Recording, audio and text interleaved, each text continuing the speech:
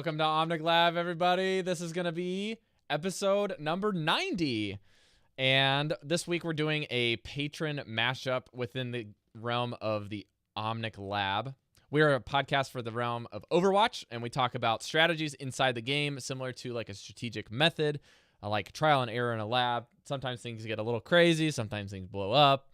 But at the end of the day, we're working on progression, and we're working on improvement.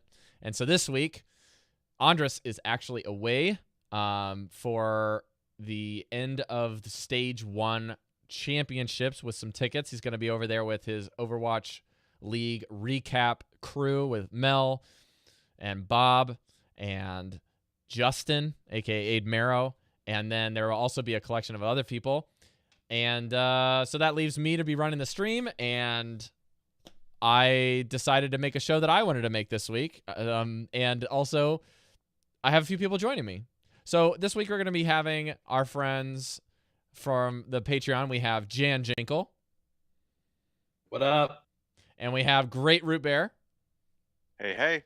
These guys are from our sponsor team on the Diamond sponsors, and we've been wanting to do something with our Diamond sponsors for a while.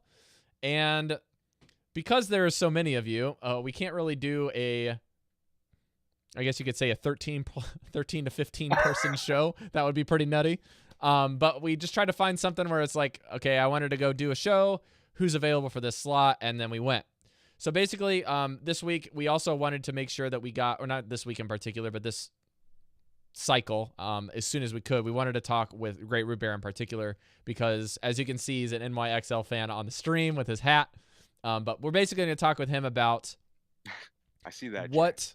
No, you don't. Greenwall. Yes, thank you. He knows how to cater to my needs as a San Francisco fan. He knows how to cater my Outlaws needs. But basically, Greatrootbear is the key piece for setting up a grassroots kind of community viewing party within New York, and there are other people doing it, but he's one of the ones that's gotten the most publicity on social media and gotten a pretty big following within the realm of the particular venue he's at. So we're going to talk to him about community building, talking about how to do the viewing parties, communicate with teams, and get your set up in your locale that you want to set this up with and get some traction. And then we also have JanJinkle here, which is actually, I mentioned last show, but Jan and I are basically been more or less casual duo queue partners up until this last week, where we cranked out like almost 30 games together in like the space of a week.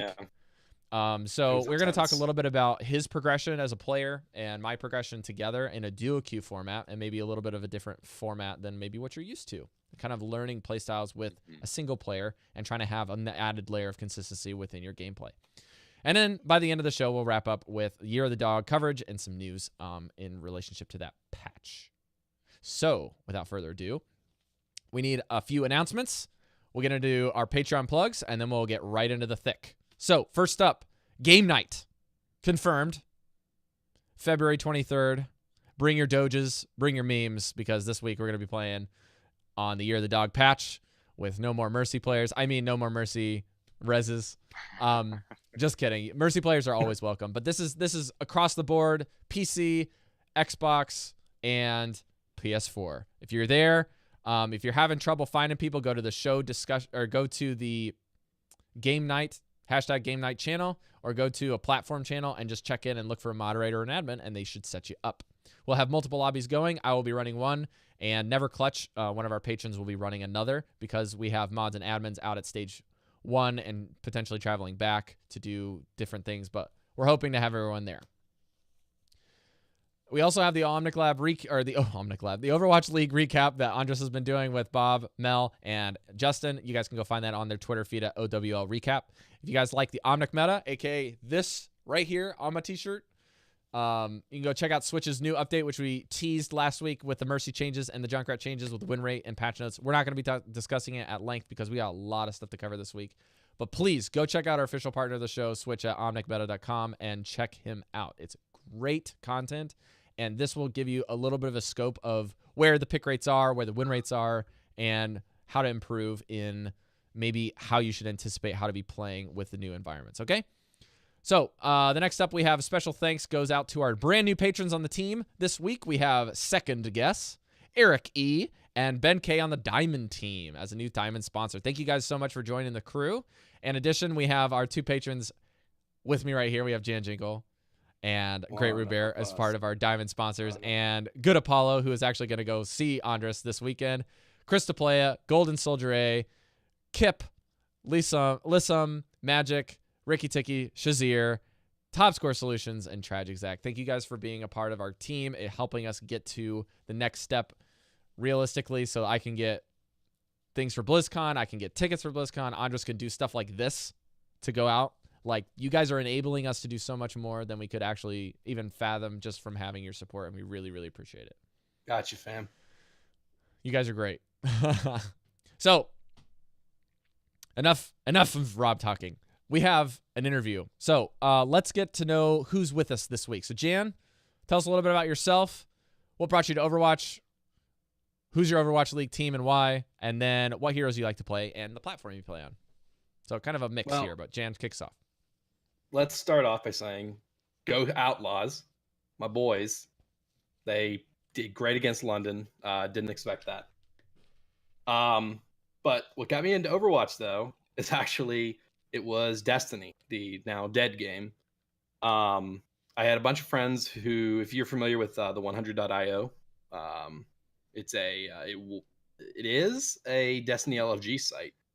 Made friends with some people through there, and back in December of the year before last, 2016, my clan finally convinced me to get into Overwatch, and so I played Overwatch on Xbox One. From December 2016 through this June when I built my PC. And since then, I've been a PC player. Ooh. Yeah, I'm freshly minted. Freshly mint. But, yeah. Heroes you play? But yeah, I am a Diva main transitioning into a, McCree DPS main. Okay. Yeah, Diva's my...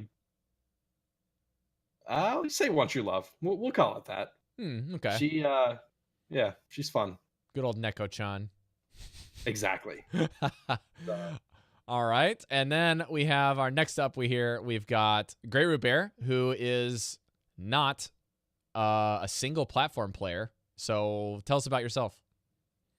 Yeah, so I got into Overwatch because I was trying to find a game to play on PS4. So, full disclosure, I spent about a year just messing about in Star Trek Online on PS4. That's how low. That's how low I got. It was dark times. Dark times. And a coworker of mine, a coworker. It was funny. I started at a management consultancy, Mavens of London, and my coworker's like, "Get Overwatch, man." I'm like, "Okay," and I didn't do it, and he just kept kind of like bugging me about it for 3 months. So finally picked it up, just got onto PS4, and had no idea what was happening. Was getting my butt kicked continuously. Searched for podcasts, and it was very funny because I found the Center Ring first, and they're mainly Counter-Strike, which is just so funny. But they were the first esports podcast I found. I was searching. I'm telling you, SEO right now can really be fixed for a lot of people. And then I came across you guys, and then I remember I hit it up and hit up the Discord, and then that's basically how I figured out how to play on PS4. And then it was a lot of duo queuing with Biggs. Actually, like Biggs, my man. It's like Biggs and Bear, right? That's how it worked. Yeah, right? We're the ultimate the B&B. Big Bear. And it was good though. And then I started getting PC components because I figured I kind of wanted to give it a shot. Sure. And then yeah, basically around the time of start of League, I finished the PC, got on, realized I'm just absolutely horrible on PC games in general. So I'm just kind of clawing my way back up. But yeah, that's it. Owl Team, obvious. I'm clearly a Boston Uprising fan, and yeah, that's really it. It's I like to say I'm a completely 100% average player. I will never be the best player on a squad. I will just represent likely the average person who is trying to figure out or trying to hide what it is that they're what they might not know at the time and might be too afraid to ask at any given moment. Right on. And what heroes do you like playing? Mainly Zenyatta, because I'm colorblind. So he was the first character that I could see the projectiles clearly on, because I could change the, you could change the orb colors. Mm-hmm. And then Orisa. It's really Zen and Orisa. And then after that, it's Bastion and Winston. As my, like, if you need an immediate fill-in, I'll flip to those two. Right on, right on. Okay, so let's get into your New York setup here. So give us kind of like the elevator pitch, like what it is in like 30 seconds about the community event. Yep. So when we didn't get an announcement for an official New York XL viewing party, and like they had in Boston, Dallas, and Houston, I basically started writing to folks and trying to figure out what's going on. And long story short, we realized that what the heck, let's just throw our own event. So we all met at Waypoint Cafe on day one, and from there, that core group of folks that met have just kind of rolled and rolled and rolled through every single week of the Overwatch League, and we've turned it into basically a booster club, an organized booster club now for the team, and we just host events for every game. And that's really it. It's just a completely community and fan-driven initiative. It's all That the grassroots. team, all grassroots, and the team's just been extremely generous. They've been in touch with me, and they've been helping us out a lot, and that's how we get the merchandise for the giveaways and the raffles. But it really just came down to a bunch of folks who wanted to watch Overwatch League together, and we just found a spot to make it all happen. Awesome, awesome. Let's why don't you talk to us about what sparked the initial interest? Was it just like you kind of touched on a little bit, was more of the lack thereof of an official event, and you just wanted to make it because you were like, I want to watch Overwatch League and I wanted to be in a locale, so let's do it. So the origin story is a really funny one. I actually, because it's so awesome and weird, we actually wrote it up, and it's always pinned to the top of our Twitter handle now. So if you ever want to see the story, it's pretty funny. That's funny. But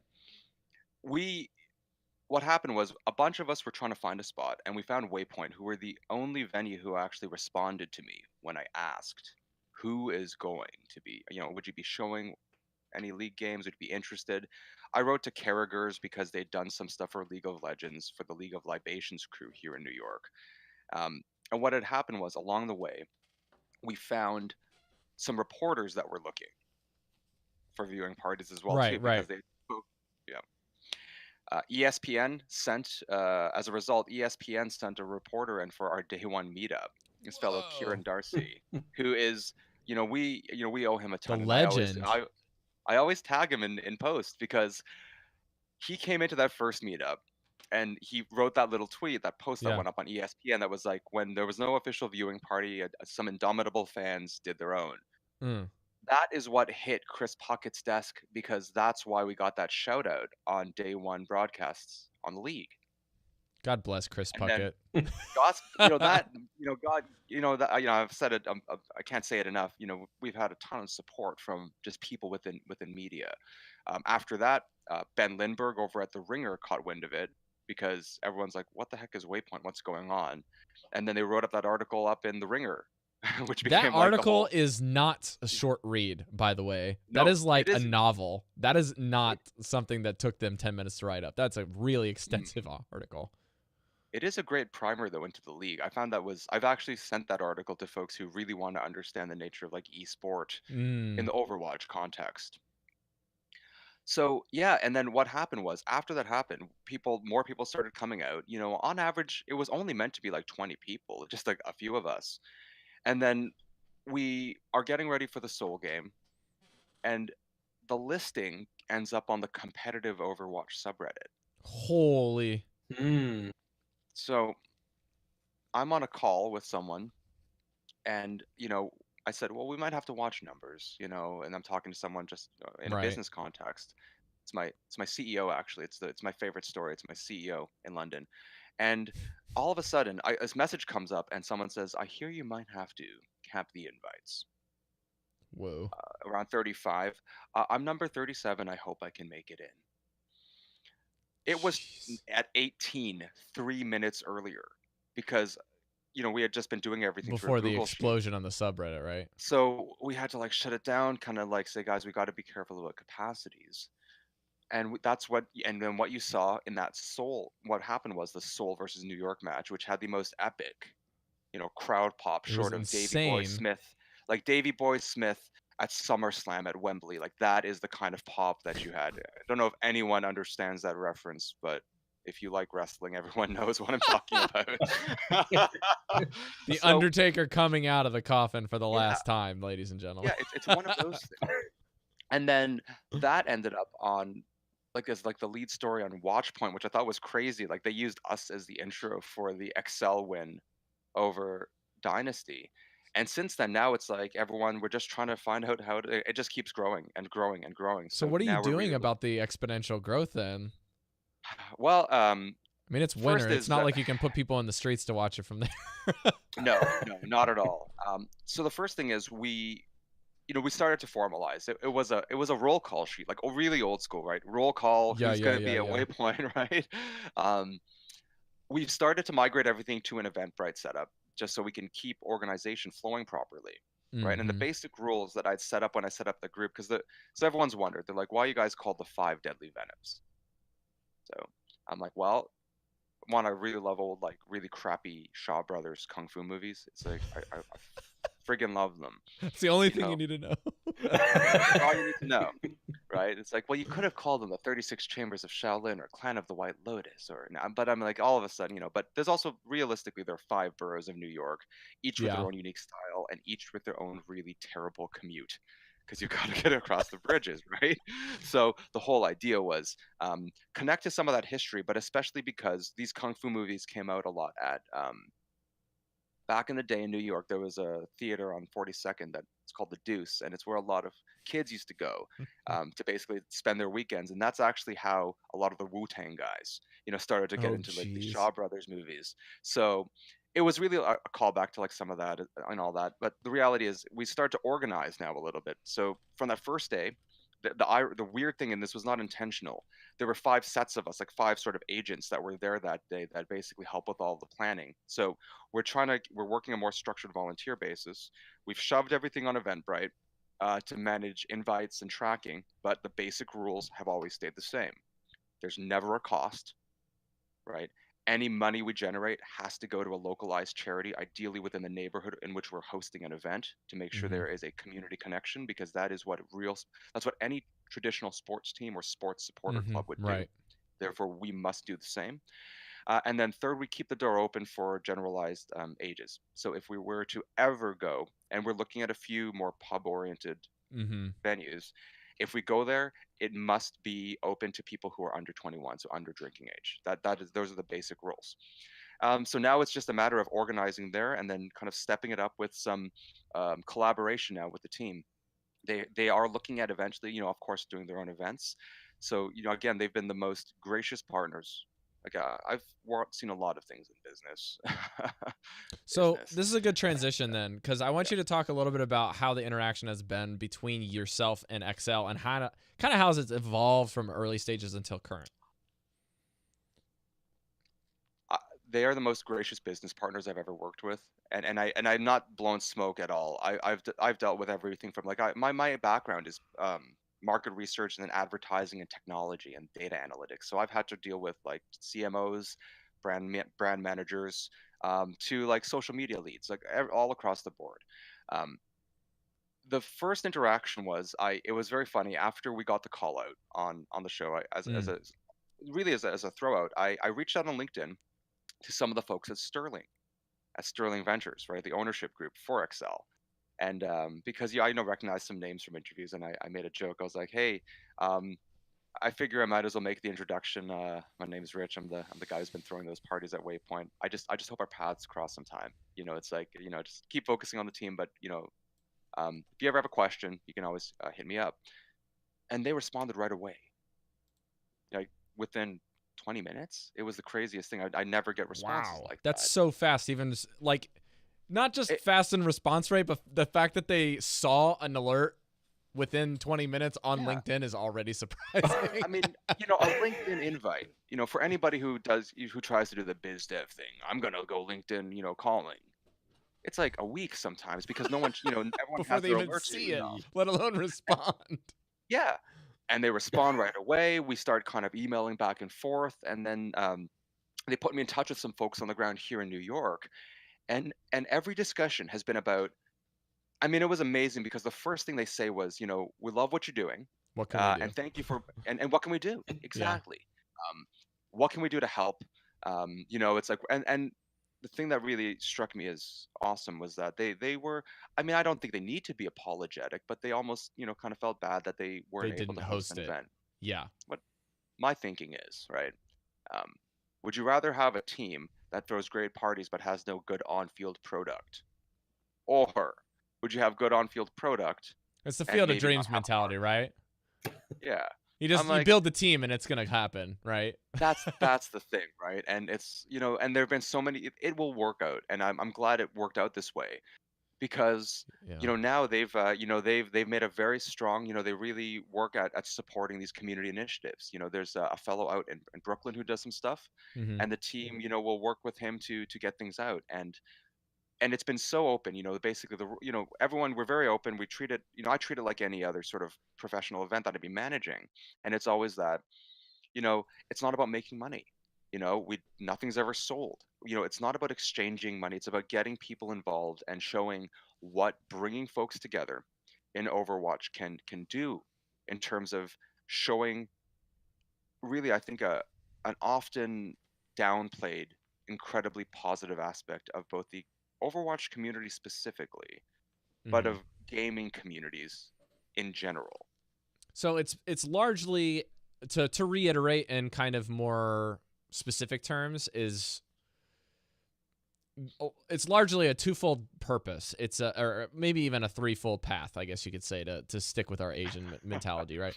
So Yep. the threefold path here would be exponential, or mainly like community growth within both the gaming community, like recognizing each other, as well as the community recognizing the gaming community as a positive entity. Yes. Second would probably be just positive growth of esports, specifically within Overwatch, but at the large scope of within New York as a whole. And third would be trying to legitimize both the venue, the players, the fans, and the league, right? Which Absolutely sounds very similar to the second one, which is talking about the community, but I do think that they are separate entities because one could be a byproduct of the other, but they're both separate goals, I think, for the community. Absolutely. There at the core, there were two reasons why I really started. Even once it became a possibility, there's really two reasons why I figured I'm going to invest myself in this. So in context, I have actually been on site for every single XL game. I have not missed one yet. Mm-hmm. The first one I'm missing is actually this Saturday because I'm going to be in Los Angeles, hopefully being able to get into the arena, but I'm landing late, so I'm just gonna, hope Sucks for to the be a kindness of gangster. strangers. Yeah.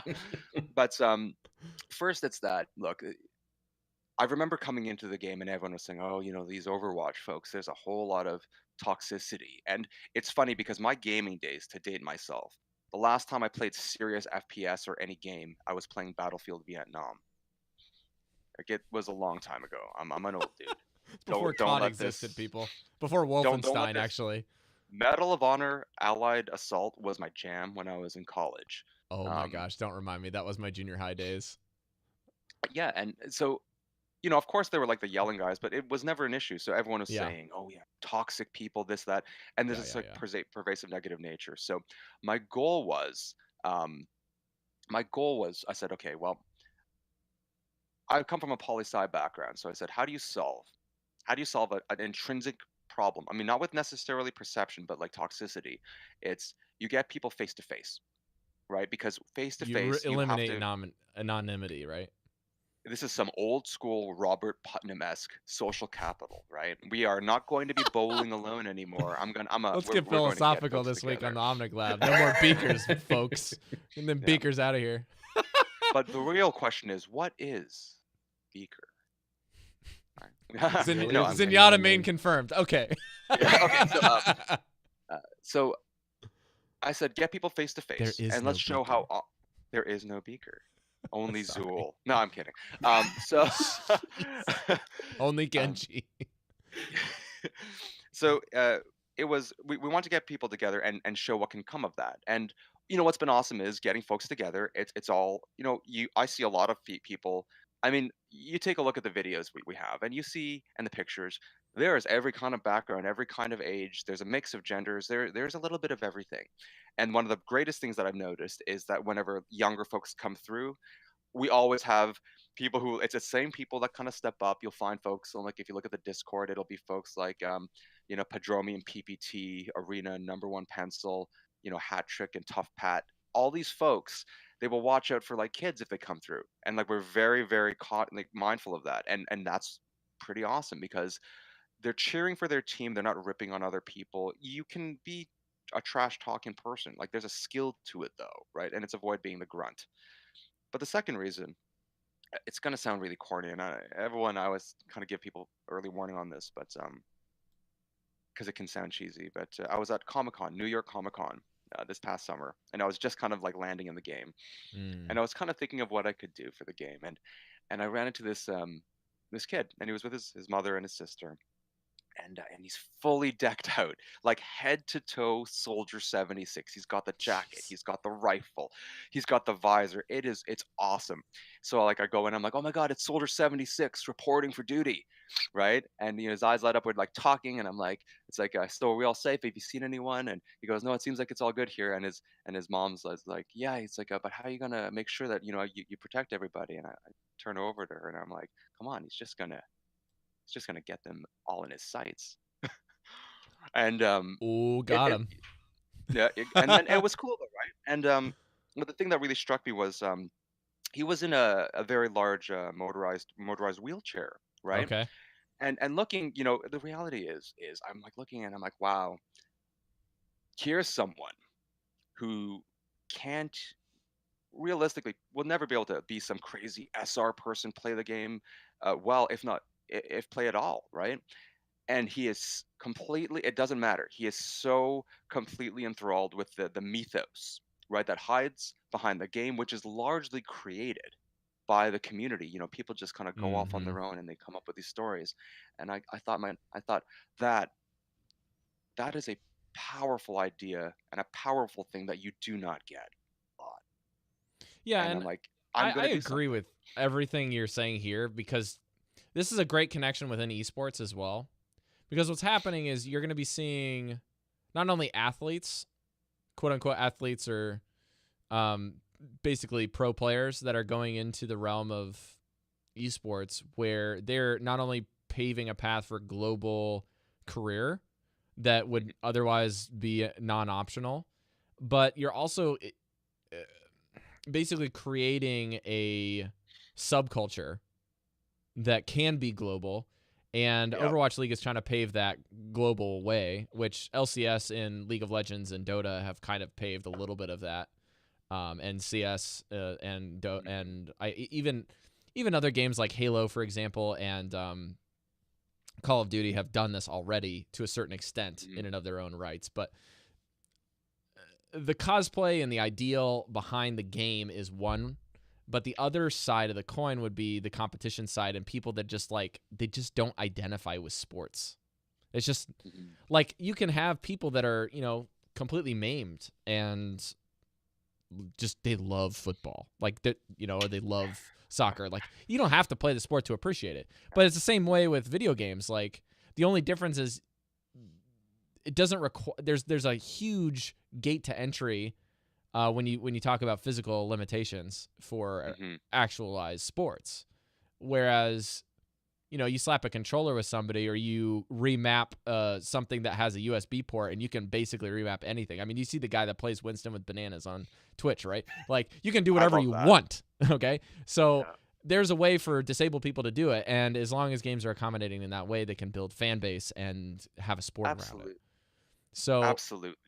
I really, really dig that about this. But I want to kick it over to Jan if you have any inputs or any questions you want to ask Bear in this realm. Been kind of quiet. I mean, I think it's not so much a question for me, but I think something that maybe some listeners might like to know is like how to get started creating a viewing party of their own in their city. And if you have any insight. So I have started reaching out to some of, where I can find them. the other supporters groups. So I found the Austin Outlaws crew, who are awesome.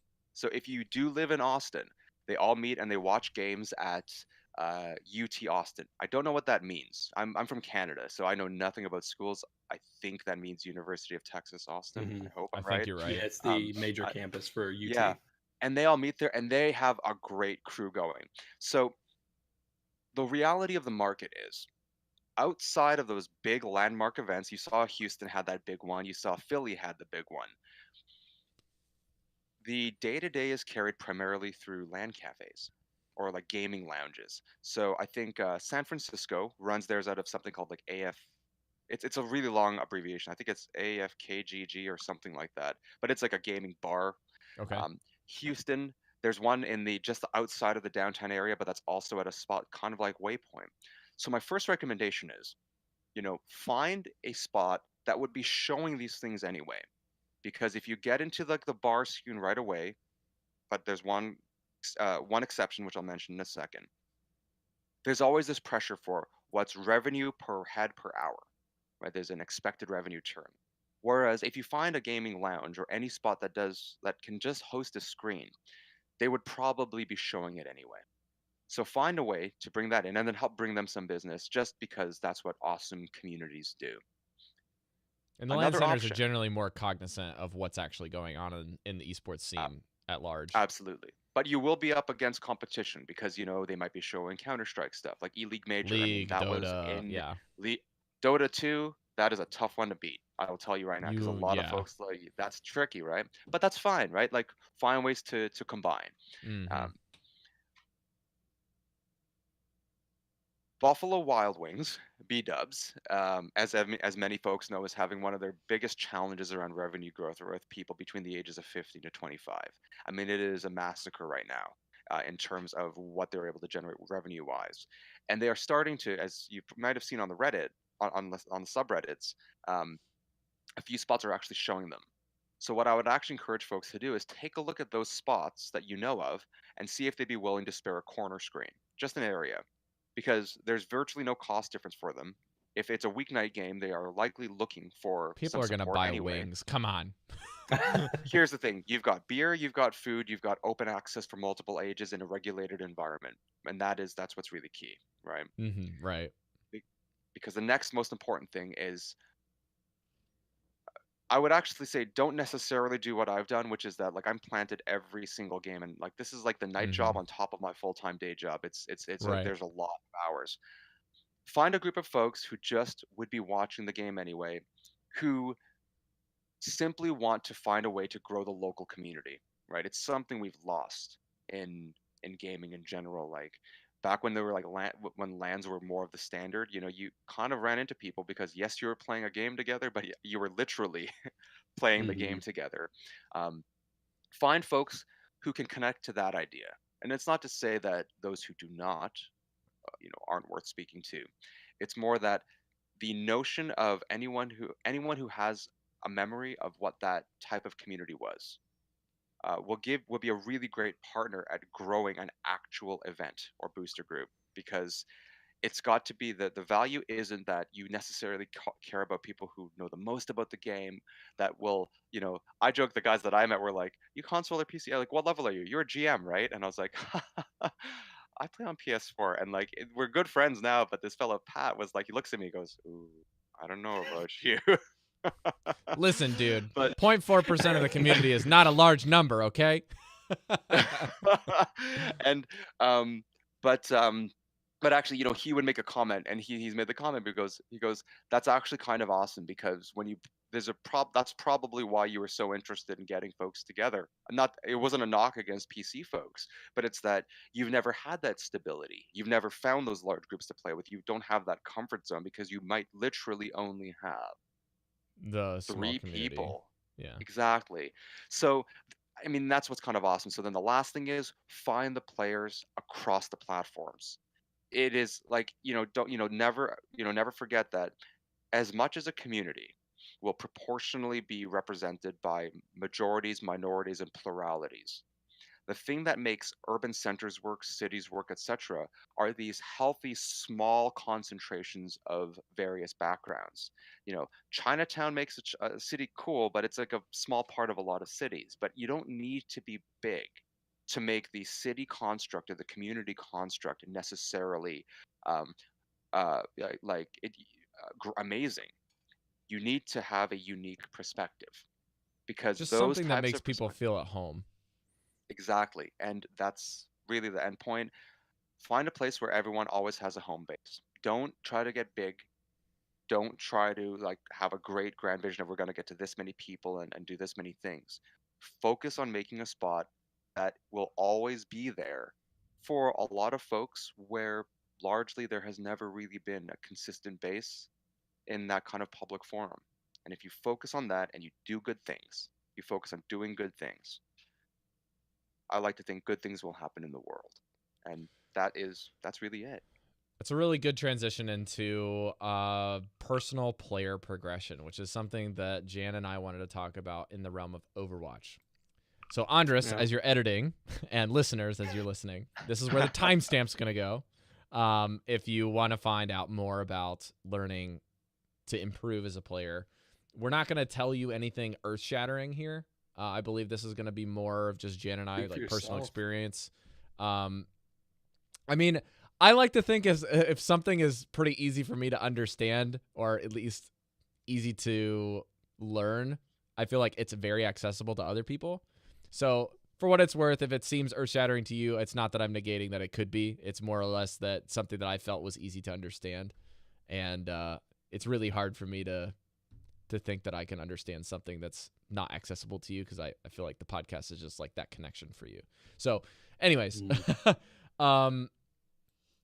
let's talk about stuff that we wanted to talk about. So I'm actually just going to pass it straight over to Jan. You kick us off with what you want to go with here, buddy.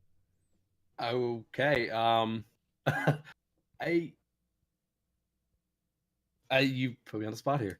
Do you want to talk duo queue? Do you want to talk self-reflection? Do you want to talk learning partnerships? Yeah. What do you want to go with here? So for the duo queuing, I have kind of an idea of what I wanted to say, but no idea how to segue to it. Okay. But I think so the big thing I would say about duo queuing that I wanted to lead to, but I can't think of a way to do it, so I'm going to say it, is there's a lot of strength in being able to go into comp and knowing you can trust 20% of your team to do what they need to do. At first, especially as I used to solo queue exclusively with the belief that, I don't want to tank my MMR by playing with people who were substantially better, substantially worse than me. But after spending a lot of time duo queuing with Rob, it became pretty clear that there is a ton of strength in that, in trusting that much of your team to do their job. And I mean, doing that, like you mentioned, we went on tear. I think we had, I think we went 30, 58% win rate over like 30 games. No, but my count was 64%. Oh, well, yeah, so it was above 58. Yeah.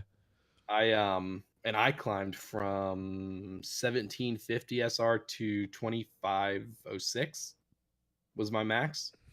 And something like that.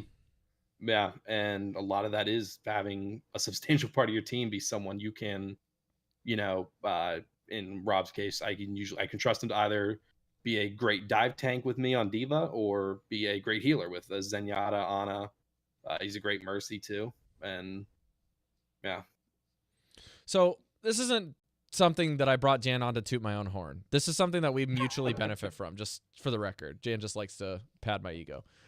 I do. Because he likes to get heals. So it's a good relationship. It's symbiotic, I know who butters my toast.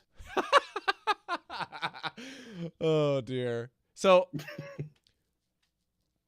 I'm gonna try to pass this back and forth between Jan and I, make this a little bit more conversational than rather me being on a narrative or Jan being on a narrative, because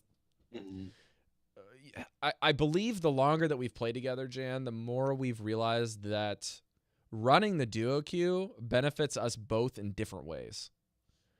Meaning that, like, I'm learning and finding comfort, or I'm learning different things because A, I'm playing different characters, and that's basically the main hub of it, and learning to play around something completely different, whereas Jan's learning his character and how to play around what my skill set is. So that's innately going to be an opposite, right? And the other the other side of the coin would then be what we find solace in or find home base in. Like Greatrootbear was talking about somewhere to find home. When you have a friend, you can be in opposites and still be very close, but benefit mutually from a different way, relationally and socially and mentally and physically, depending on the relationship. If it's like, marital, or if it's girlfriend, boyfriend, or, whatever. That's not really what we're going for here, because this is Overwatch. So, for me personally, I can speak to what I like to do, and this is going to vary quite a bit from a lot of people, with how I gain or how I gain from the duo queue or gain from having a partner, is because my partner is somewhat community focused. It's not to the point where if I don't duo queue with Jan, he's going to take away his patronage. It's like, if I don't duo queue with Jan, I don't have a home base by which I can make a call.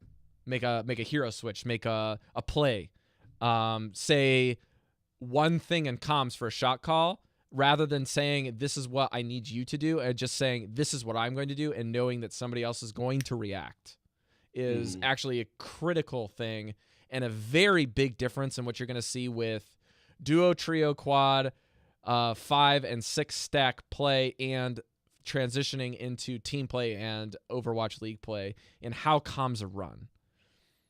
So in that respect, I'm a little bit more on the relational building and the team building and the mental aspect of coaching myself and coaching Jan with longevity. And Jan's more of the analytical approach, I would say, from my guess, of trying to learn the matchup, trying to learn the nitty-gritty counters and how to play against heroes that you have a bad matchup, and knowing when not to switch and when to switch, and knowing the weakness and strength of your duo queue partner and the people on your team. Because there are days when Jan and I have queued up where we lost 2 games and it was totally not us, and we're like, it is just not a good Overwatch day. Let's go to do deathmatch, or let's go do something else. And then there are other days where this hasn't happened as much yet, because Jan and I at large have been playing with players we believe to be lower than our current skill set. And even when we have an off day, we're still playing better than our teammates in general. But it will come to a day where him and I are queuing together, and I think this happened on our last session, actually, Jan, where it was like a really on day for me and just a super off day for you. And we were just not gelling. And we're just like, what we did is we went into custom maps and did skirmish 1-on-1. And we just did that for like 2 hours. And that was a great way to cool off. I really enjoyed that. And I think as we duo queue more, whenever we have those off days where, it's a loss or 2 in a row because one of us isn't jiving right, just kind of just jumping into a 1v1 and learning another hero. Like this past time we did it, Rob was teaching me a lot about Ana, who I have no experience with.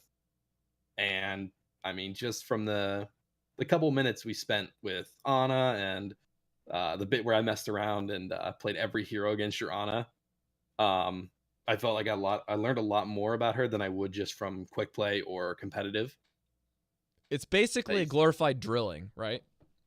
Essentially, yeah. That's it. I don't want to say it felt like drilling, because then that makes it sound like it was boring or anything like that. But it really did feel like drilling, of just kind of instead of getting the game sense or the communication down, it was just learning, what you were teaching me, the Ana nade melee combo, the 200 health one shot. So basically what he's talking about, we can get into this later.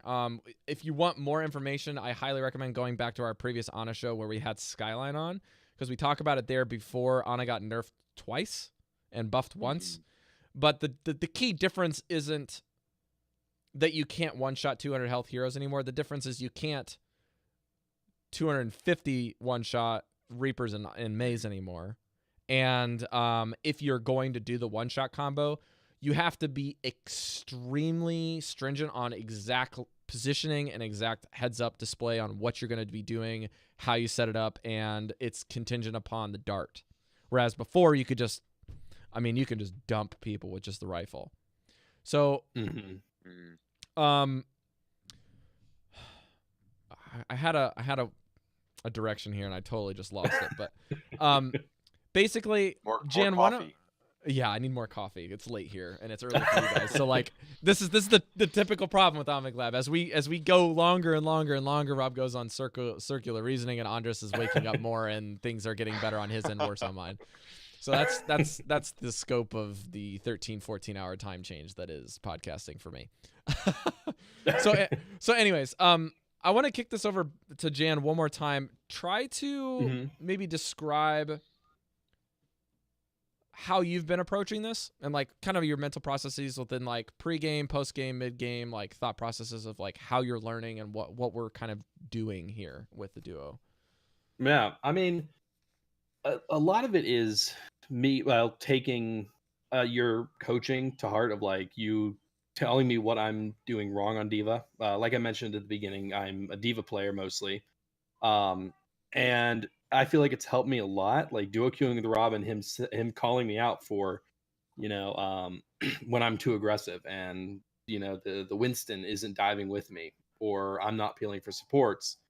And I think I think I'm answering your question of what the duo queues, the benefit of it is you have someone who can, if you're solo queuing, your teammates aren't going to say, they might, but they're going to be toxic about it, calling you out for your mistakes. Whereas with Rob, I can trust him to be constructive with it, where it's, you were too aggressive there. You left your healers behind. They got killed by the Genji, and really using that to build on. And I think as I've gotten more comfortable learning the game really and getting good game sense, I think, Rob, I've started to do that back to you. Yeah. I know I've called out your like trances and stuff like that. My trances have been abysmal the last couple of sessions. I still feel a little bad for the one where I think you tranced and I immediately said, what was that trance for before I realized that you were Zenyatta? That it was me, yeah. Yeah, because I was playing Ana like 4 games prior, and then I picked Zen because we needed more DPS because we were just dying so fast. Yeah, and then that you tranced. I think it was right after we lost a team fight or something like that. Yeah, I was trying to stall point. And it was a poor decision. Yeah, but I mean, again, Rob knows that I would have said it nicer if I knew off the top of my head it was him. Yeah. But it's still constructive, I hope. And it was instantaneous. So it's like instant feedback. Regardless, it's really hard to take that, right? Like unless you have the mental connection that this is somebody that I'm going to be playing with, and there's no wall of anonymity anymore, then like we mentioned with the viewing parties, I've never seen Jan face to face, but even just getting the username and the consistency of play with some stranger will build the relationship to the point where toxicity doesn't exist anymore. And even when it does, you can choose to eliminate it by virtue of building the relationship, building the community, or you can say this is not worth it anymore to me and just part ways kindly or toxically, depending on what ends up happening. So anyways, I cut you off on accident, the bear, because of the latency, but go ahead. I have a potentially stupid question, so don't hold this against me. So first I'm going to make a comment, but then I'll ask my potentially stupid question. One, it's one of those funny cases where, especially me, like because I'm colorblind, even with the colorblind settings, I actually can't see a lot. It's a miracle I can play. I tell everyone. So if I do anything good, I tell people it's not a skill thing. It's actually more that I have to basically play the game based on complete assumption as to where things are going to go because I can't see anything. And I remember one guy was like ripping on me once because he was like, "A way to go, Bastion! Sitting in recon mode, right into Genji's blade and getting us all killed." And I'm like, it's a QP. I'm like, well, you just don't respond. And I joked, it's like all you have to do is finish second in damage and kills and objective time. And I was like, I don't think. And then oddly enough, he didn't say anything anymore after. But that kind of stuff happens, and I've always told, like, because we meet a lot of younger players, and I said, Right. don't respond, and then if they're harassing you, just mute them. You don't have to listen to anybody. That's the glory of the game. But my potentially dumb question, what the heck does peeling mean? I hear it all the time, and I kind of nod, but I have no idea what that word means in this context. So peeling is usually something that tanks will do.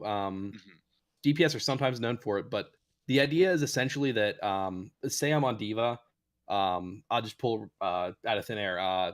First point Eichenwald. I'm hanging out right under the arch, like near the choke, just putting pressure on the enemy team, keeping them from really coming through the choke and I'm not giving them the space they need. And then I hear, let's say, Rob on the Zenyatta or the Mercy calling out, Genji behind, Tracer behind. Well, my job as the tank is to peel back and defend him from the flankers. So usually it's the tanks that'll do it, especially ones like Winston or Roadhog that are more specialized in dealing with flankers like Tracer and Genji. But sometimes you'll see DPS do it. DPS define peeling by eliminating a threat that's within your vicinity, by gaining space just by eliminating the threat, whereas tanks will end up basically being present and bullying them away, so that what ends up happening is peeling is almost like you have threats around you and you're removing them like a banana peel, like you're peeling them away from the target. Okay. So it has a realm of disengagement to it, but rather it's building a safe core. And peeling is much more common when you have immobile heroes mixed with mobile heroes that are tanks. Okay, that makes sense now. So that, because, it's really difficult to define peeling for your healers when you're playing something like a Reinhardt or an Orisa. Because Reinhardt's definition of peeling is dropping shield and swinging the hammer behind him generally. Or if another character is impeding in Reinhardt space. This is just a side note for if you're playing Reinhardt. I suck with Reinhardt, and I know this rule, so please don't make the mistake. Even if you're bad with Reinhardt, you can do this right. The battle for space is all Reinhardt is. If somebody is whining that you're not holding your shield up, it doesn't always mean that you're doing your job poorly. It could just mean that you're holding your shield and you don't have it for when they're whining about it. Is because generally speaking, a lot of Reinhardts will hold shield when there's no damage that is taken into the shield that is actually being blocked damage. It's just them soaking it. This can be defined by you holding shield when nobody's with you, walk into the choke holding shield and none of the teammates are alive behind you, or everyone's engaged in dove and you're still there. It could also be you just not having proper position with the angle of your shield, so people can actually peek a certain angle on the corner and shoot a clip of it while you're over here and the whole team's here. You're waiting on your team to get ready to go engage, and you're still holding the shield for no reason, so it can't be charged or it can't stay there. And the big reason with this is when Reinhardt's shield is here and there is a unit in front of you shooting into your shield that is within striking range of your hammer, and you don't hit it, you are playing Reinhardt wrong. You need to hit whatever is in front of you, unless there's a Zarya bubble on it. Because what happens is if somebody sees that you're being... This is congruous with being a passive Reinhardt player. You're basically being pure block. You have no utility besides your personal movement and your defendability. And then when your block goes down, I'll see Reinhardt just hit the charge button and go super deep.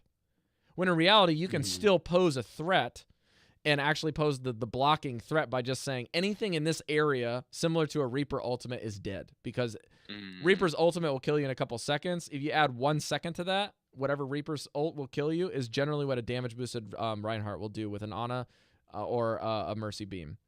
So you have to be aware that Reinhardt's damage is insane, especially since the rules with how damage is applied to armor. Because damage applied to armor is cut in half with a max of 5. If that makes sense. And the only reason it has a max of 5 is when you have pellet guns like Diva or Doomfist or Reaper. They shoot a big shot, and each one of those pellets has separate damage. So if a pellet does 5 damage, you can only cut that in half to 2.5. It doesn't cut it by 100% to 5. But if you have let's say you have a gun like Soldier. Soldier's gunshot does like 17 damage. And does more if it hits a headshot, right? It will take away just 5 of that. It won't cut that whole sucker in half. That's a lot of stuff to cut. Reinhardt's hammer hits like a train. That's like 75 damage. So you're doing 70 damage against armor. You are shredding. And that's why shotgun heroes do so well against armor, is because even though they're getting their damage cut in half, collectively it's less. Because you're able to get more pellets in at a closer range. And so the totality of the damage cut in half is still more than something else. So anyways, that's just a side note. Any of this. This is all news. I've never even thought about the game like this, because like I said, I've never even been able to use certain heroes because I can't see where the projectiles go. It's just like the joke was I chose everything based on color. Like I was that person. I'm like, I'm gonna use this because I can see things. So yeah, that's interesting. That's all. Thank you. No, because I've heard peeling so much and I had no idea what it meant. I'm so, like, you're talking about peeling. Yeah, peeling is very, very, very, very, very similar to what you would say is disengaging. It's basically disengaging enemies from your team is how it's specifically defined, instead of disengaging from an entire fight. And so to kind of go back, like when I said that Rob would call me out for being too aggressive and not peeling for healers, it would usually meant that I on Diva charged through the choke with my booster and then didn't have booster to get back to the healers to protect them from a Genji. And at that point, I'm not doing my job as Diva. And then after, I believe this is actually one game after I had called you out 2 proper games for diving. What in different ways, because we played Winston Diva together and I was on the Winston. And then the next game he played with an opposing Winston when I was playing Zenyatta, where we called each other out in that game, I believe on Gibraltar. And what happened was he was playing like I was still on Winston with somebody that was not very good at Winston. Yeah. And I told him he had to change his play style, which is really tough when you finally get used to something that's really good and you're confirming kills like left and right because you have somebody that you click with and then you have to play with somebody you don't. It changed the entire aspect of the fights. And so the third game we go into happened when we were just sitting there and he wasn't able to do what he wanted to do regardless, right? So I kind of lost my place midway through there because I just checked how far we've been going, and we've been going quite a while, and we still have news to cover. So if you have any more questions, Bear, feel free to run in here, but I just wanted to make sure that we highlighted one more thing before we go to the news, which is the aspect of mental stability. This is something that I benefited from quite a bit on my end. Where Jan and I would get into a post-game lobby, and there were games where both of us agreed where we're just like, I don't know what should have happened there. And this can happen in wins, because I think that there was 2 games we played prior to the Mercy changes going live where I was just like, this is not a game we would have won, because I basically made the game 7v5 because they didn't play Mercy, and I was like, I'm going to play it and we're going to win the game. Because if you have a competent Mercy, the game is 6v8, because you have 2 resurrects basically every other fight. And if you're playing Mercy properly and the picks are happening in the back line when you're getting peels and you're failing on the peels, you can get a free res before the fight starts and actually make it a 6v7 anyways. And especially if you're duo queuing with a tank partner as a support, as a cognitive support, it's somebody playing Winston or somebody playing Diva and giving right damage boost at the right time. Jam is confirming a lot more kills than he should have even had business doing because of that. Like he was dueling Reapers, for God's sakes. Like that's just something you shouldn't be able to do. That's awesome. I still have a bad habit. Just tried to do that. Yeah. And it's not to say that you still can't win games with good Mercy play. It just means that you can't make the game 6v8 anymore. Yeah. So I wanted to make sure I clarify that, because I'm at my core, I'm a support main, but I shift with the meta and things, and I over time have become to make myself more in line with Ana and Zenyatta, even though I still am very cognizant with how I play Mercy. So anyways, the mental aspect is the good thing, because you have the kind of the post-game cooldown, I would emphasize, is something that basically every 2 losses, you need to reevaluate. And then at the 3rd loss in a row, you either decide, is this where we're going to call the night? Are we going to take a short break? Are we going to come back later to the game? Or are we going to have an approach where we just go do something else for the rest of the evening together in the game? Sorry, I'm getting pinged in Discord, and you guys are probably getting this in the feed, so I apologize for that. I think I might be getting roboted on the stream, but we'll see how this goes. So you're good again. Okay. Yep. Same here. All right. So let's just transition out of the discussion. This is a great discussion that we could actually just go for days and days and days again. But I wanted to make sure that the main emphasis here is making tilt work for you. Because if you're tilting, it's not necessarily something that is bad. It's something that you need to assess together. Because you and your partner are innately going to tilt differently. As Jan and I have learned, there are days where I'm fine losing 2 games. I'm even sometimes fine losing 4 games, even though my rule is if you lose 3 in a row, you're done. Because there are just some times where the games are just not falling right. And it can be any number of things. And especially for me, it's very easy for me to dismiss one game to the next if it's 2 or 3 in a row, if the entire reasoning behind losing games are different. But then there's days where Jane and I will go into 2 games in a row or 3 games in a row, and we go 1 win, 1 loss, 1 loss. Or rather, it would be 1 loss, 1 win, 1 loss. And the only differing factor in why we were winning and losing games is if a Reaper's on the enemy team. I'm just done for it. Yeah. So there are certain things like that where both of us just know that. And then there are other times where Jan's just like, I'm not playing well, we are losing, and we're having poor teammates. And those 3 things is the triple threat for me to be out. And I have to respect that decision if I want to do a queue with somebody. And that's my thing, is my limit is 2 games. So it's more restrictive than yours. And like you said with tilt, is I think me tilting is a lot more obvious. It took me a long time to start picking up on your tilting. You're much less obvious than I am.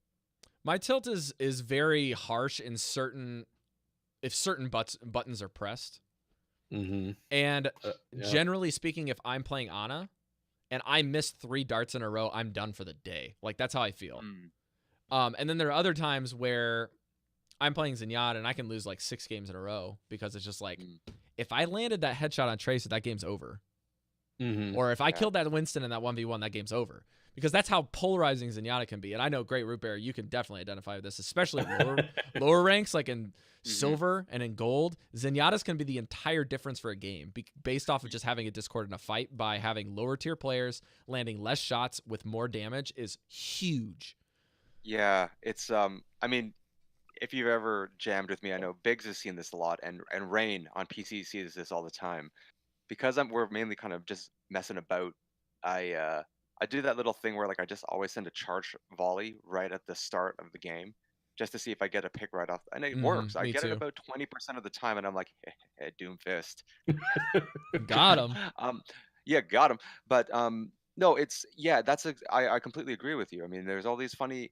Again, it's my approach has largely been different. You know, when I first started playing, I was like, what is going on? Why are people not doing their thing? And when you come out of PS4, there are so few mics that it can actually. I've always felt that there's a slightly different culture that evolves around that, because you've got to get used to people not communicating at all. So on PC now that I play, I'm like, well, is everyone on mic? Okay, well then we'll get invested. If they're not, I'm like, oh well, just use this as a really effective lesson in how we will a really effective lesson. You know, that's it. You know, it's like, because I guess it's really different for me, because I can't really get upset with the game, because I'm just happy to be here, that I can even play, because I can just see things kind of. So if I do well, that's a friggin' miracle. It really is. And then if I do badly, that's actually, it sounds weird. But if I do like abysmally, or I'm getting mashed by a tracer, and that, because I get mauled by tracers all the time. Life of a Zen main. what you know, it's like you know, the question is, it's like, well, what could have I done differently? So it's like kendo, you know, like they always say in kendo, they're like, it doesn't matter if you win or you lose, right? The real question one must ask themselves is, were you satisfied with how you fought? were you satisfied with your battle? If the answer is yes, I was satisfied with what I could do because I was simply being defeated, but it was because I could not defeat my opponent, then there's nothing to get upset about. They actually just outclassed you, and what are you going to do? All you can do is practice harder, right? And there's a big thing within mental stability within anything in sports and gaming and progression, because a lot of people that I have encountered personally behind the wall of being anonymous on my silver games on my secondary account. I know Jan and I talked about it, but he never played with me on my second account until I had progressed out into silver where he was at the time. But I'm telling you, I had a Mercy that I was like legitimately standing on top of when I was playing Tracer and Oasis, and I had gotten 3 kills with 50 health. 3 kills, 50 health, triple blinked on top of my Mercy and kept hitting the X button for heals. And then I had a very strict policy where I insta-locked Tracer, Hanzo, or Junkrat, and I would only play them on this account because I didn't want to play support anymore. This is a second account. I want to practice this. I'm okay with being in silver. I'm okay with even being in bronze because I can play this better than, that's where my rank is at the time because I'm playing this, and that's appropriate for my rank because I'm trying to learn at this rank. I'm trying to learn to get better. So, I would triple blink onto this Mercy, and I had to turn my mic on. I was like, Mercy, can you please hear me? And he just went off on me.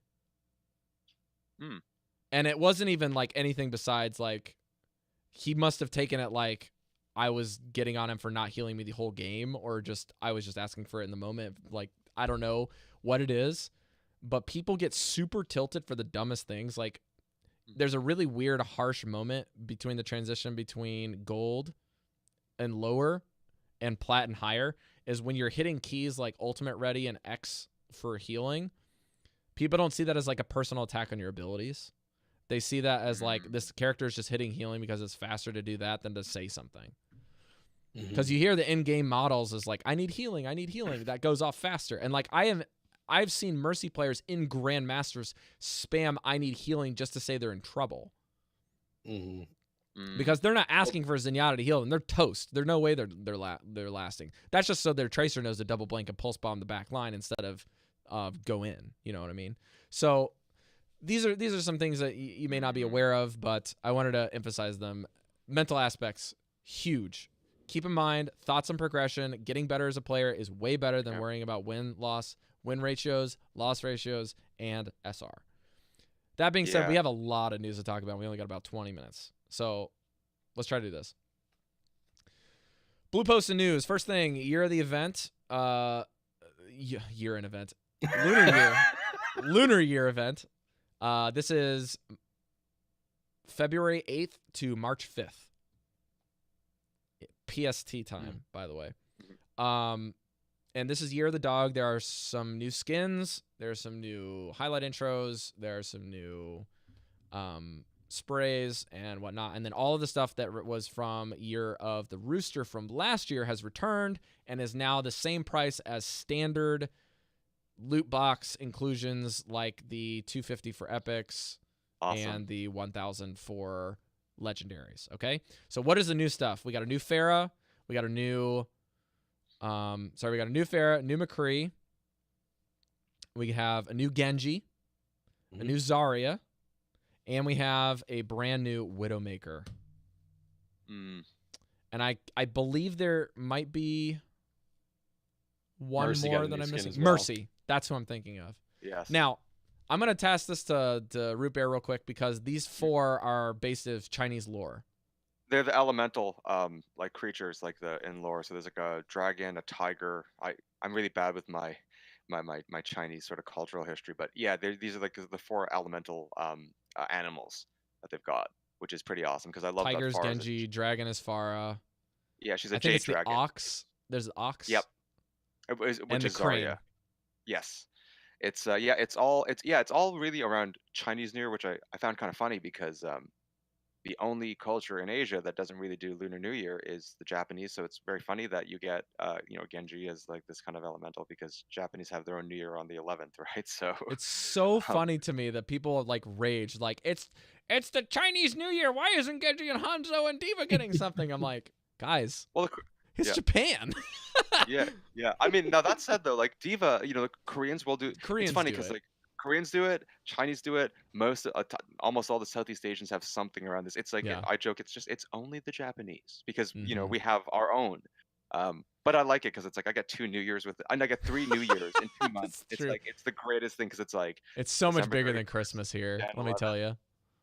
Jan 11th is crazy. Like you get all the big Kagami Biraki, right? Yeah, Kagami Biraki though for like the Japanese, all the dojo have the big thing, right? Where you smash the mochi and all that stuff. Yeah, and, you smash the mochis. Yeah, so no, but I think it's pretty cool. Like I missed, again, I'm dating myself. I wasn't even around when the last one happened. I only started playing in like 5 months ago. So this is all like new.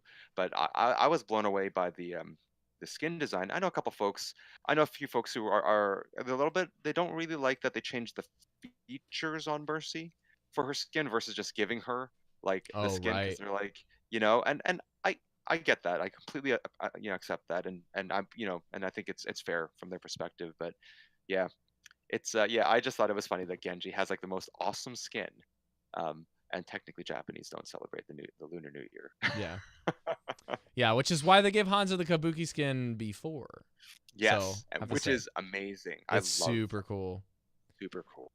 They also changed the voice line for Genji, and I tried to figure it out beforehand, but he does whip out a non-dragon blade. It is a flat blade, which is very, again, contingent on Chinese lore and being a lightning tiger. And I believe he says something about... Did you hear the voice line, Bear?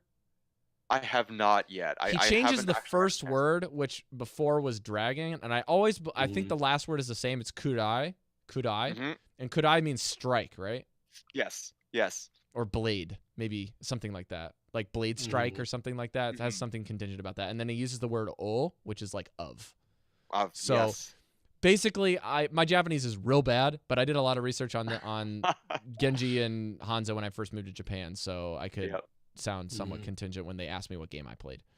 But this is actually the smallest portion of our news today, because the patch that paired with this shipped a bunch of PTR builds on accident.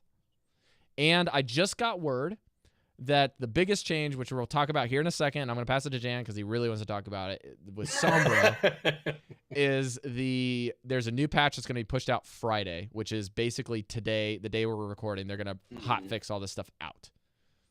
But what is the big change? PTR? Yeah, so Sombra will no longer get alt charge from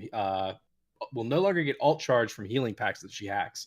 So, you're used to, especially being on a Roadhog, camping around the mega health packs that Sombra hacks to feed her all the alt charge in the world for that EMP. No luck. Her weapon spread is getting decreased by 10%. Hack speed from 0.8 to 0.65 seconds. And hacking is going to basically disable everything except for spacebar and left click. It's going to get rid of your Genji and Hanzo wall climbs and double jump. Your Pharah hover jets, you're falling out of the sky. Lucio won't be able to switch his songs. So if you're speed boosting when Sombra hacks you, you're not healing. And Mercy loses the angelic descent, so no more floating. So quick note on the Lucio thing, Jan, is this basically disables the current song, not the ability to switch songs. Oh, okay, I misunderstood. Because the ability to switch songs was always turned off when you got hacked. But what happens now is if you're on healing song and you get hacked, you can't switch the speed, and you're not healing during the healing song for the duration of the hack.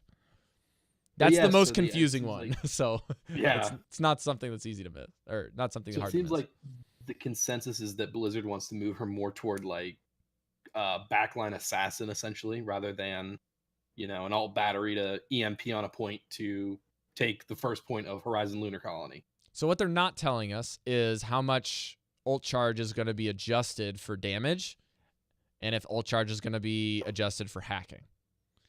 Because in theory, this means that your hack, when you use it, is going on cooldown just a little bit faster, which is a little negligible. But the fact that you can hack faster means that you're going to hack more reliably and more often because it's more reliable, not because it's faster, if that makes sense. It's because it's more reliable. Because the only things that disable it is when people shoot you. Okay? And the other thing is the EMP hack is actually going to benefit from all of the hack changes in addition, because EMP affects giving the hack upon use plus all the other changes, okay? Now, I got to make sure I'm not losing anything here. So when we transition forward with these changes, there's also an additional small change that I think is really large because I've been playing quite a bit of Mei on arcade mode and in our game nights. Mei's icicles actually are not just are changed so that every time you shoot an icicle or your alternate fire, it uses 20 ammo. Before it used 25. This basically will have her ammo pool is 200. So 25 means you're getting 8 shots per clip before you have to reload if you're only shooting icicles, and now you get 10. So basically you're going to transition into more of a damage dealing user within melee range, and you're going to have a little bit more flex room to kind of weave in medium to short range within the freeze and the icicles. So this is another big change. And there's also something that I don't believe is going to get removed. So this is something that I think they're going to keep, that I saw from a guy from Australia named Dan Fenner. But there is a waypoint opacity slider. Waypoint would be like point A, point B, capture point, or King of the Hill point, or payload point. You can set an opacity for these things so that you can see through them in the game now, which is a huge change for your heads-up display or your HUD. And definitely something you want to take advantage of, seeing if this is... I'm going to basically be monitoring to make sure this gets patched out, or if this just hits PTR. If there's bugs with it, there's a good reason why it may not be live. But, again, keep in mind, all of these changes are something they're planning on putting on the PTR, which means that they're going to get removed probably by the time you're listening to this. However, there's a good chance that we could be seeing them later, so you want to be aware of them. I think the way they worded it, it sounded like it's going to hit PTR soon, but not in the immediate future. Yeah, this could be something that we see in the next PTR cycle, or this could be something we'll have to wait until we see when they lock up stuff with Hanzo. We don't know when this stuff is going to hit. But I think the biggest thing here for me is trying to figure out less about, can I take advantage of this before it changes, or should I rage because Sombra is getting adjusted, or should I rejoice because Sombra is getting adjusted, but rather, what is Blizzard trying to define Sombra as with these changes? What are we trying to do here? Because her niche, because right now, if you go in the lower tiers all the way up to Diamond, picking Sombra is glorified throwing, or glorified just people picking something that they want to play because they want to play it. Whatever that interpretation is. Like people picking it because they're mad, people picking it because they think it's good, people picking it because they like it. Either way, people are playing Sombra very, very poorly at lower ranks, and she doesn't scale she doesn't benefit the teams very well, because when she's not played optimally, she's played in such a lackluster fashion that she gets next to no value. And that's not something that is just a pure opinion. That's just kind of what I've been observing. So take it for what it's worth. This is an anecdote, okay? So this is not like factual evidence, okay? But then if you look at the Pro League, in some maps within OWL, within pro circuits and full 6 stacks, people are saying the Sombra is so necessary in some maps that she's like busted. AKA like Anubis or Horizon. Like we've seen games where people are built around, if one Sombra gets the hack on a certain pack before the other team, the game's over. That type of a thing. Like it's super powerful, okay? So what do you guys think? Are we there's a video that Fitzy put out you're definitely going to take advantage of. I wasn't able to watch it beforehand, but I am curious. What do you guys think about this? I've never been able to use Sombra properly because of the bullet spread. I can't hit anything. I've always had challenges with that. But from a pure game design perspective, or just from the sort of every hero, every character in a game is meant to, it's designed to solve a problem. It's like a module, right? That's like solving an aspect of a logic problem. What I think this is what's interesting about this is that it turns Soma into far more like a direct act, like a very direct attack type of character. And in some ways, it's possibly to just encourage usage to then figure out how to then adjust a little bit more. Because I don't see Sombra getting selected a lot, especially for more casual players. She almost never really shows up other than someone just kind of messing about. And my hunch is that it creates more of a desire to use her because she has direct offensive capability now within a theater of operations. Sorry, I did a lot of military history, so that's always why I have to learn these words, because they're different words for what you The typically code's different, study. right? Yeah. Yeah, the code's different. And I'm Canadian, so I don't understand like half the references people make. Like they're all I'm all kinds of confused. But within the theater, right? So within it's like everyone always takes a sit rep, and then you then have to figure out with whom which asset do you then send in. And I think what's interesting about this is it turns Sombra into a very powerful, get her directly into the theater type of hero, versus one that was based off of stealth. And where I'm very curious now is how her invisibility run gets used now to infiltrate frontline and then get out. Because now you go in, you bomb people, you shut them down, get out, and now you can actually do a pincer movement and then attack on the side just based on pure speed. So she becomes it just changes the nature of the character, but makes it, I think, a little bit more accessible for the average casual player to get the play hours up. Jan? I think the way it should be played, like compared to now, is like Bear said, it's going to change to a lot more of a pointed attack, I think is what you were getting at. Is that right now she plays, especially in the pro scene, like she just hacks some health packs, the team kind of sits around them, she puts her translocator down, goes invisible, runs to the back line, pokes them a little bit, makes them turn around, voops back, and just keeps doing that till she has the EMP. Then she EMPs, you take the first point, then you swap off of her. What she'll turn into, I think, is I'm talking about Horizon. Yeah, just for the record. Yeah, Anubis too, I guess. Sometimes an Anubis on defense as well, occasionally. But I think she'll turn into more of it'll require even higher skill cap, I think, from the team as a whole, because she's going to turn from this basically weapon you just kind of throw at the point to a much more pointed thing where, you decide Sombra, you're going to hack the Reinhardt to get rid of his shield so that we can push in, or you're going to hack the Mercy so she can't glide to her friends, or, you're going to direct her at a specific target to facilitate a push. And that's how I can especially see her being used in the pro scene. So I want to say two things on this one, because first of all, it's just a qualifying statement. Is we're not saying that she can't hack health packs anymore. Just to be clear, she still can.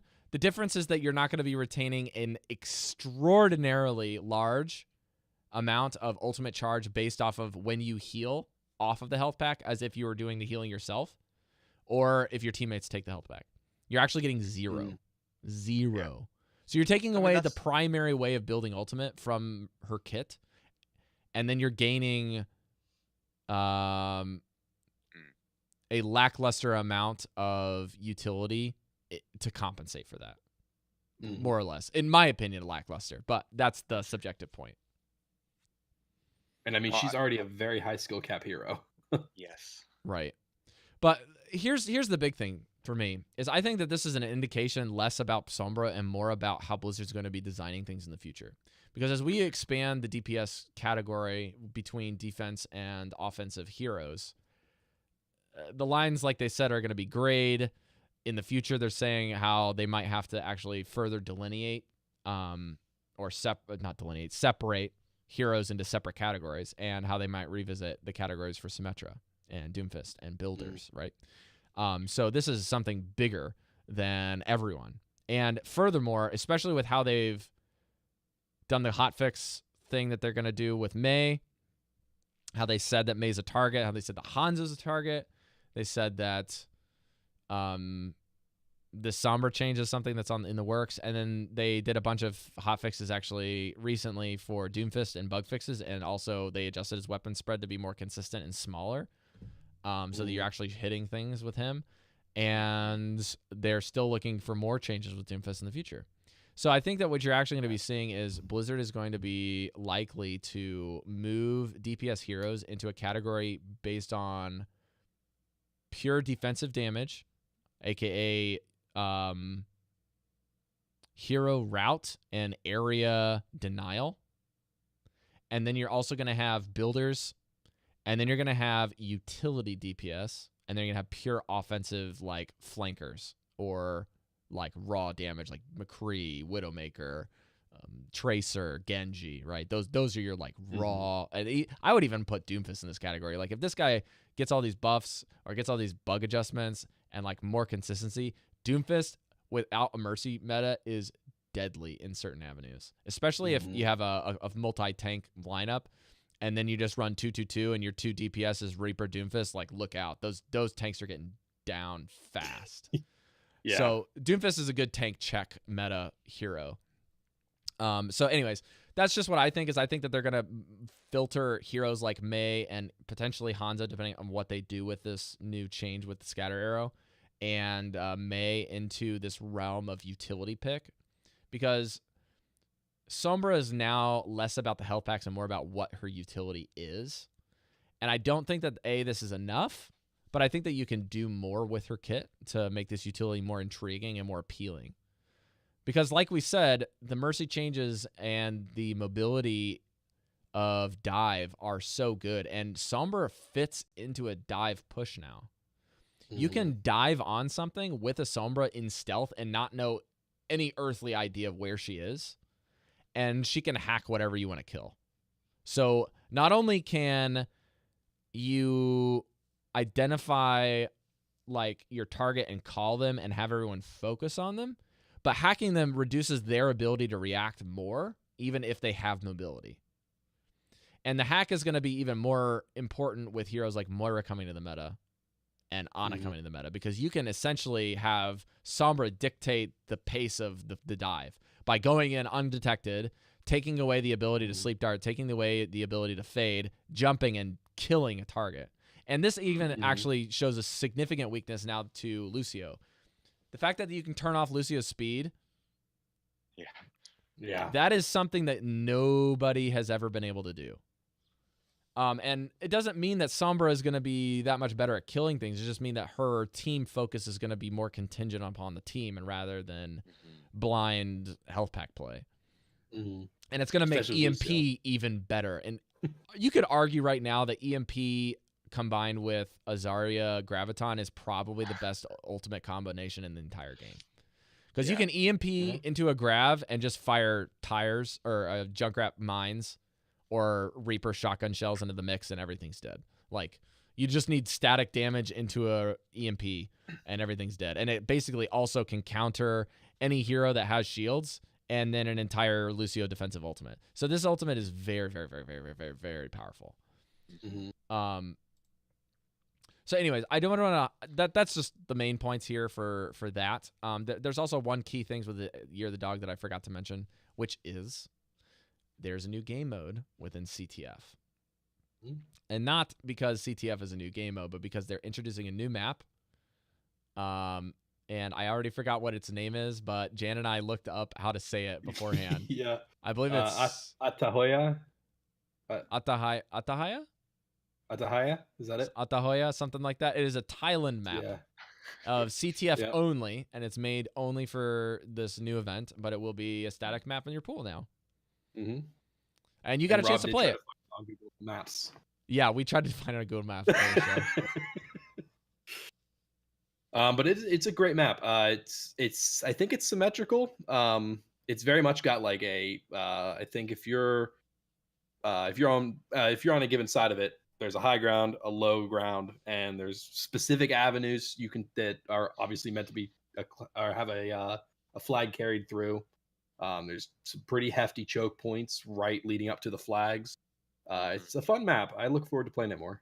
It's very pretty. Yes, that's right. Britmus in the chat for sure. It's very pretty map. There are some quick rules with the CTF changes, right? The rules system, and that's why I mentioned it as being somewhat of a new game mode. They've adjusted a lot of how you play it. So, Jan, give us a breakdown, like quick elevator pitch. What's the new with CTF? Well, so if you remember last year, it was Draw City. You almost never won or lost a game of CTF. It played so slowly. You never captured flags.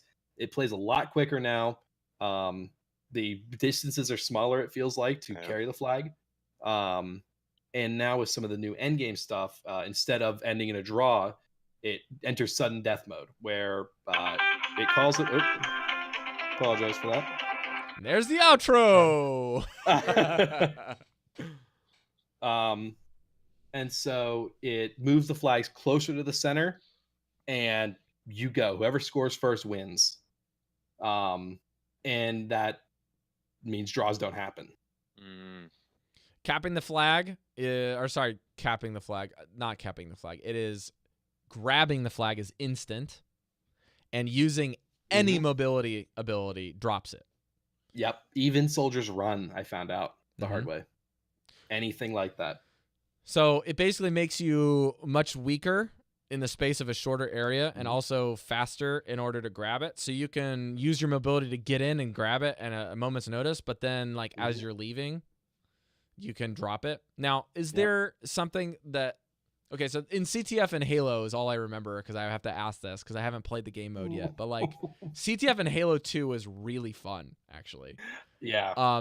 Where you can run the flag, and then instead of... Because there was no mobility in the game, aside from when you get into later titles. But in Halo 2, what you could do is you could jump and then drop the flag to like throw it. So is there a way to like throw the flag, or does it just drop instantly on the ground? It just drops right where, like, if you start running a soldier, because they're not physical flags. I don't think they didn't seem like it. They're just like flag symbols, essentially. Okay. And yeah, as soon as if you're Winston, you try to jump pack. Soldier, you try to run. It drops the instant you press the button, and it drops right where you were. And now, then it treats it. Sorry, go ahead. Oh, sorry. It treats it like a capture point. So if your team dives back on that flag, the enemy team can't return it until they clear you off of the flag. I don't remember if that's so. How it's it was like last a contested year. Flag, basically. Exactly. Okay. Oh, I like that. Yep. Yeah. And if you're standing on your own flag at home base, they can't cap it till they get you off of it. Interesting. This is something that I'm very intrigued to play. So Bear and I have obviously not played this, so that's why we're tossing it to Jan. Yeah, I'm really I looking realized forward I to didn't play seeing the map. Yeah. I'm really excited to get into this, and I'm not excited in the stretch that I think this is going to make it to Overwatch League as a competitive game mode, but I think this is something fun like a deathmatch that they can introduce to the game. This is something that I will be hoping and praying that they don't make a minimal portion of arcade. And we've said this a couple times on the show, or even outside of the show, that Andres and I really wanted to have a non-arcade alternate game mode area, or rather a custom game browser removed from the arcade and have its own entity, so that the point of having the arcade is having a few rotating titles and a few static titles, aka deathmatch and capture the flag. I feel like those two, if you're making new featured maps for something like this and designing maps around that, or even restructuring existing maps to cater to that, then that should be a permanent fixture in the game title. But that's a side point. We've been going a really long time, guys. It's about an hour 30. I'm going to close out the show. It's been a wonderful pleasure to have you, Bear. Thank you so much for repping New York. Even if we're not fans, we're all about the esports community growing, and everything that you've been doing is basically paving the way for other people to be more informed in how they can do the same thing for their local communities and their local teams, even in not an Overwatch if they're listening. So I appreciate that. Well, no, like I say, I'm just happy to be here. So it's all good. It is all good. Great. Thank you for having me on the show. Yeah, absolutely. And Jan, thanks again for joining me outside of the duo queue and just chatting with us. It's been great. Thanks for having us. Yeah. So a quick note, guys, if you want to support the show, we already mentioned Patreon is the best way to financially support us so we can get to BlizzCon. So I'm just going to go to the Overwatch League end stages each season. Foot the bills for the plane, foot the bills for the tickets, which, spoiler alert, are actually very cheap if you're in the area. It's the plane tickets that kill you and the hotels. But and Korean barbecue, of course. But if you guys are going, let us know. Or tweet at Andres, tweet at Bobby, tweet at Mel. They'll likely respond in a few minutes. You can probably go find them at the event this weekend. Although I don't know why I'm telling you to do this, because you're not going to be listening to this until after he gets back to edit. So if you're on the live show, maybe you can benefit from this, then there you go. But if you want to support the show in another way that's not using your finances, you can head over to iTunes like our friend Luton Dan did this week and support us with a iTunes review, giving us your feedback, letting us know what you think of the show, helping other people understand what the show's about, and giving us your honest and constructive feedback so that we can improve the show better and better and make us also aware of the things that you like and stuff that you want us to keep and things that you're thinking is trimming the fat and helping the show get better. Would help us a lot. So please go do that over at iTunes and leave us your iTunes review. You don't even have to leave us a message. If you don't want to give us feedback, you just like the show, just hit 5 stars, hit 4 stars, whatever it is, and just boom, send it. If you want to find the show, go to the website, omniclab.com/links. We'll get you anything. It'll get you Patreon, Facebook, Twitter, Twitch, YouTube, and our merch store. You can get hoodies, you can get t-shirts, you can get tank tops, and you can get fancy mugs. If you want to join the Discord community like all of us here are in, you can contact Greatrootbear for more information there. He's very willing to talk to you there. Just feel free to add him. I put the Discord tags for both Jan and Greatrootbear in the description, so you guys can go check that out in the show notes tab. But I'll close the show with letting you guys know where you can find our lovely patron guests here. So Jan, where can people find you? I'm most active on Twitter very recently at Twitter/JanJinkle. And I'm also sporadically on Twitch at Jan_Jinkle. Okay. And Bear, plug all your things. So you can find me and the rest of the Venoms crew on Twitter at NYXL_Venoms. That is the main handle we use to handle all of our communication. And then Twitch, you can find me at twitch.tv/Greatrootbear. And if you guys want to find Waypoint Cafe outside of the Venoms, you can go to Waypoint Cafe NYC on Twitter. That's their Twitter feed if you're asking some quick questions. Again, we have lots of resources directly to the venue manager, which is Greatrootbear here. And you go by your real name in case they contact you. Rich. Just ask for Rich. Yeah, if you go for the venue, go to contact people, ask for Rich. Okay, guys. Thanks for joining us for episode 90, Patron Mashup with Greatrootbear and JanJinkle. We hope you enjoyed the ride before New York and Houston basically end up squaring off in our predictions, I guess you could say. Yeah. In the finals. So enjoy Overwatch League. Good luck in progression. And also good luck in your community management building. And remember, don't be a lab rat, be a scientist. We will see you guys next time. And I'm going to try to play our music in the outro.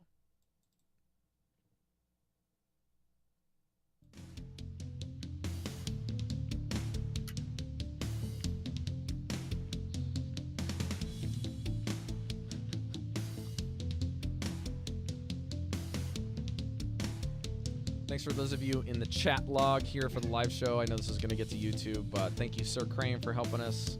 Thank you, BioShrimp, for the 4-month resub. If you guys want to help us out on Twitch, we're affiliate partners. Thanks also to Britmas, our local Korean translation help during Overwatch League, and Boombat, our admin. So we also have Drunken Monk here helping me out in the beginning stages. It's been great to have you. Thank you. Britmas with the A. Yep. You better show up to game night, that's all I'm saying. We learned Jonak facts last week. We did. I love squid. Or Chonak, I think is the right way. All right, bye guys. See y'all.